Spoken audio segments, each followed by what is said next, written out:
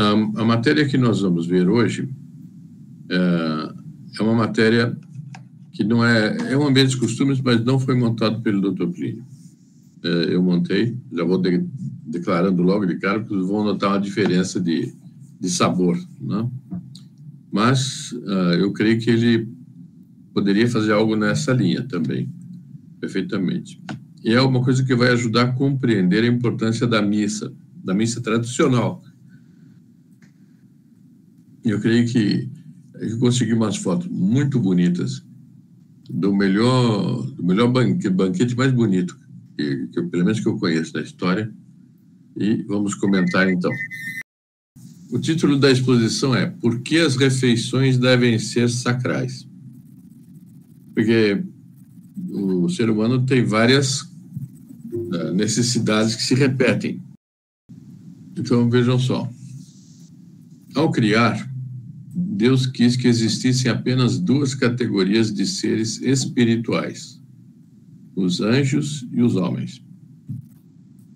E quis ele que os seres espirituais fossem eternos, o que lhes conferiu uma altíssima importância. Quer dizer, tudo o resto que Deus criou, que não sejam os seres espirituais, não são eternos. Todos eles estão sujeitos a envelhecimento, a desgaste, a morte, etc. Não? Mas as almas não.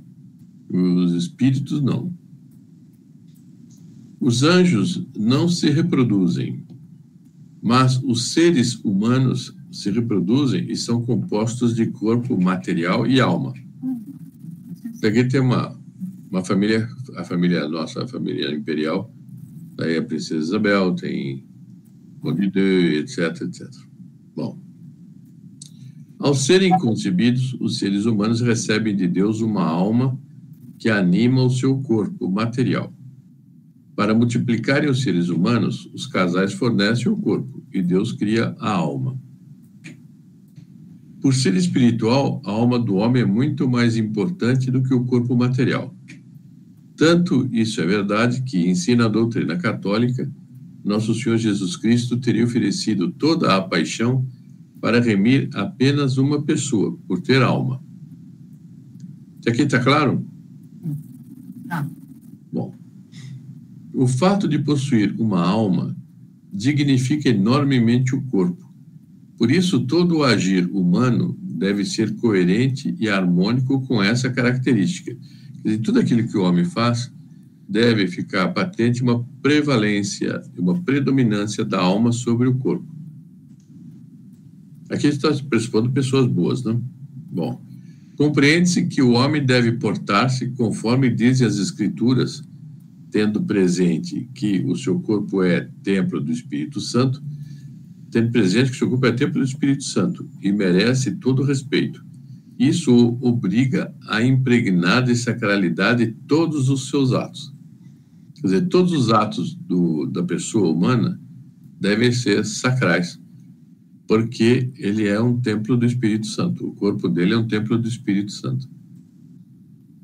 E é por isso, é templo por quê? Porque ali, quando a pessoa está em estado de graça, habita a Santíssima Trindade ali. Mas também quando ele comunga, Nosso Senhor também fica ali e opera melhorias espirituais na pessoa e também, num certo sentido, também físicas, porque quando a alma melhora, a tendência do corpo também é acompanhar em algo a alma. Bem, então, consideremos aqui o ato de comer. Comer é uma das múltiplas atividades do ser humano. E é à mesa que a pessoa espelha bastante o seu grau de sacralidade.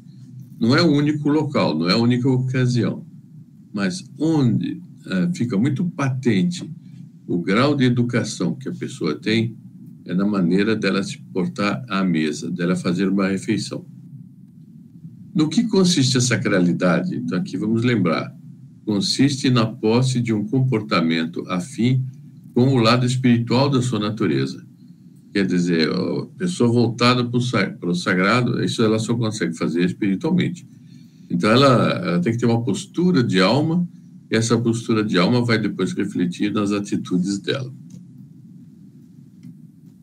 Uma pessoa é sacral quando a sua alma domina totalmente o seu corpo em todos os seus atos, alcançando assim uma perfeição que imita as perfeições de Deus, conforme disse Nosso Senhor no Evangelho. Sede perfeito como o vosso Pai Celeste é perfeito. Quer dizer, o ser perfeito aqui ganha sentido. Porque, como é um templo do Espírito Santo, como depois a pessoa tem uma atestado de graça, então ela, para preservar a respeitabilidade, a dignidade, tudo, para continuar a ter a habitação da Santíssima Trindade e tudo, ele tem que ser sacral. Quanto mais perfeitos são os atos humanos, mais refletem as qualidades de Deus, e quem os pratica mais se assemelha a Ele. Quer dizer, quando Deus criou, Ele criou os seres espirituais, mesmo os seres não espirituais, os seres materiais, mas eles trabalhados pelo homem, todos eles têm a possibilidade de se assemelharem mais a Deus. As obras de arte, normalmente, são condições dos seres materiais que estão elevadas pelo homem e ficam mais parecidas com Deus. Assim também os atos dos santos são assim. Por isso que uma pessoa, se ela não se esmera, se ela não busca a perfeição nas suas atitudes, tudo que ela faz, ela não se santifica. Uma coisa repercute na outra. E isso deveria ser mais ensinado nas esferas religiosas, porque as pessoas aprendem, mesmo de padres conservadores, aprendem muito, sim, é preciso praticar os mandamentos, praticar cuidado com os pecados capitais, tá? Tudo isso é verdade. Mas tem uma outra esfera de assuntos, que são aquilo que entra no proceder humano e que, na realidade, são regidos pelas 4 virtudes cardeais. A justiça, a temperança, a fortaleza, e falta um ainda. A prudência. Bom, esses 4 elementos conduzem as pessoas a agirem de maneira perfeita. São as virtudes operativas. Bom, este senso do respeito à sua semelhança com Deus é intuitivo em praticamente todos os seres civilizados, embora nem sempre compreendido de modo explícito. Então, as pessoas, quando ela é civilizada, ela intui que ela deve tomar certas atitudes, mas eles não realizam, nem todos, acho que até a maioria, para si, de uma maneira explícita, que ali eles estão dando uma glória especial a Deus fazendo isto, né? Estão se assemelhando mais a Deus. Por isso, os seres humanos formados pela civilização cristã percebem que certas ações de seu corpo, que são consequências do pecado original, devem ser feitas em ambiente que os preserve dos olhares escandalizados dos seus semelhantes, para assim preservar-lhes o devido respeito. Então, é intuitivo que, por exemplo, quando as pessoas... os toaletes sejam fechados, as portas se fechem, porque aquilo são atitudes que não estão dentro da dignidade humana, porque é uma punição de Deus. Isso aí foi uma punição de Deus. O homem antes não era assim. Quando o nosso Senhor puniu Adão e Eva, ele disse, comerás com o suor do teu rosto, uma coisa assim. Sinal que antes Adão não suava. E tudo faz crer que certas coisas, características que são nojentas do ser humano, no tempo antes do pecado original, não havia. Adão e Eva tinham outras características que foram deformadas. Bem, eu não sei se está claro isso ou não. Está claro? Bom, ora, um restaurante de Chicago lançou um tipo de ambiente para seus clientes que é um verdadeiro disparate de anticivilização. Eu não sei como é que eles fizeram isso, mas não é de agora. É que eu pus essa fotografia para comentar outra que vem na frente. Não sei dizer se ainda existe tal restaurante, ou se o senso da dignidade dos clientes o obrigou a desfazer tal ambiente. A foto que nós vamos mostrar está na internet. Já faz um certo tempo, ele espalhou sanitários em lugar de cadeiras e serve a comida em miniaturas de sanitários. Poderia haver algo mais afrontoso à dignidade humana? Então, veja aqui. É inacreditável. A gente que olha assim é inacreditável. Agora, veja a naturalidade com a qual as pessoas estão ali. E pelo fato das pessoas se sentirem naturais frequentando esse ambiente, a gente percebe o que é a alma deles, como é que as almas deles estão. Bom, para expressar adequadamente a importância simbólica que constitui uma refeição, vejamos um ambiente no qual está expressa intuitivamente apenas o valor de sustentar o corpo, que é escrínio de uma alma espiritual. Quer dizer, a dignidade que deve ter no ambiente, inclusive para se alimentar, tem que estar presente o valor que se dá àquele escrínio que sustenta a alma, que guarda a alma, e que é o corpo humano. Então, veja aqui esse salão. Esse é um salão de banquete lá do Castelo de Windsor. É um salão feito para refeições. Veja, tem muitos fatores que se poderiam comentar aí. Primeiro, a dignidade que tem o salão, depois a majestade que tem o salão, depois o pé direito alto, a amplitude que tem o salão, a relação com a tradição, essas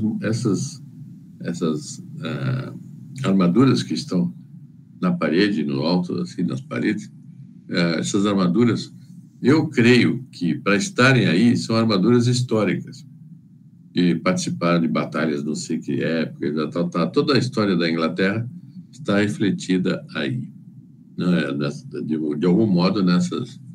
E também o seguinte, se a Inglaterra não fosse monárquica, não teria um ambiente desse.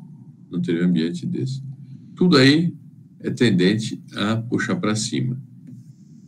Então, vejam só, este salão de banquetes do Castelo de Windsor é talvez a mais alta expressão de uma refeição sacral. Eu não conheço nada, não digo que não exista, mas desse nível, dessa proporção, dessa grandeza e tudo, a refeição é o salão mais sacral que eu conheço. Evidentemente, o salão nasceu por influência de um espírito que dominou a Inglaterra desde o tempo em que ela era chamada a Ilha dos Santos. Ela foi super católica a Inglaterra, mas tão bela e digna que perdura até hoje essa sala, né? Esse salão, né? Olha aqui já é um quadro pintado, eu não sei de quando é esse quadro, mas veja a ideia que as pessoas tinham da importância de fazer uma grande refeição. É uma coisa de uma distinção, de uma nobreza extraordinária. Inclusive tem grandeza, enfim, muitas qualidades. E tem também sacralidade, é evidente. Tal ambiente impele os convivas a uma postura elevada do espírito e do corpo. Mas o ambiente de si sugere isso, né? Então, o ambiente sugere ainda pensarmos como será uma refeição no céu. Por São Tomás afirma que no céu os seres humanos se alimentarão, não para subsistir, mas para contemplar. Então, veja bem, lá no céu deve ter, não sei se é o maná, o que é que tem lá, mas deve ter algo que as pessoas vão comer para contemplar, e não por uma necessidade de subsistência física, né? De tal maneira, a refeição é importante que Nosso Senhor instituiu o Santíssimo Sacramento em uma refeição e o perpetuou nas missas tradicionais, as únicas que têm sacralidade adequada à importância da presença real dele. É verdade, a missa nova não tem nem de longe a sacralidade suficiente para acolher o Santíssimo Sacramento. Veja aqui, vários já conhecem essa foto, ela é simples, não é uma coisa, mas é algo que é muito sacral, tem muita dignidade, tem muito próprio para a Santa Missa. Não é o altar mais esplendoroso da terra, vamos dizer assim, não sei qual seria, mas é um altar muito digno, com muita sacralidade, com muita qualidade, né? nesse sentido.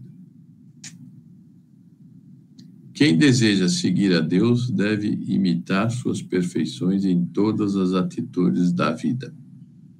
Então, aqui está o conceito que o Dr. Plínio defende muito, e que é isso. Está de acordo com ser de perfeito como o vosso Pai Celeste é perfeito. Quem leu, está lendo o livro Meu Itinerário Espiritual, vê como o Dr. Plínio ele lutava contra si próprio para manter a perfeição em tudo aquilo que ele fazia. Assim será o reino de Maria. Então vamos imaginar o reino de Maria com as pessoas, todas elas buscando a perfeição. Deve ser uma coisa extraordinária, vai ser uma coisa extraordinária. Por isso vai ser a época da história mais elevada e a que mais vai se assemelhar ao céu. E para realizar aquilo que nosso Senhor disse: venha a nós o vosso reino, seja feita a vossa vontade, assim na terra como no céu.